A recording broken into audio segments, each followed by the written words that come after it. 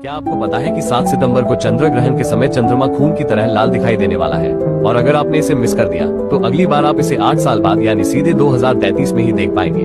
अब आप लोग पूछोगे कि चांद लाल रंग का क्यों दिखाई देने वाला है, तो आपको बता दूं कि जब भी पृथ्वी सूरज और चांद के बीच आती है तो सूरज की रोशनी सीधे चांद तक नहीं पहुंच पाती है, लेकिन हमारी धरती का वातावरण उस लाइट को मोड़कर चांद तक भेजता है। अब होता यह है कि जो ब्लू लाइट होती है वो बिखर जाती है और जो बची हुई रेड लाइट होती है वही चांद तक पहुंच पाती है। इसी वजह से ग्रहण के समय चांद गहरे लाल रंग का दिखाई देता है, जिसे ब्लड मून भी कहा जाता है। इसे भारत में देखने का सही समय 7 सितंबर को रात 11 बजे से लेकर 12:22 के बीच में है, क्योंकि इसी समय चांद सबसे ज्यादा लाल दिखाई देगा। उसके बाद ये नॉर्मल हो जाएगा।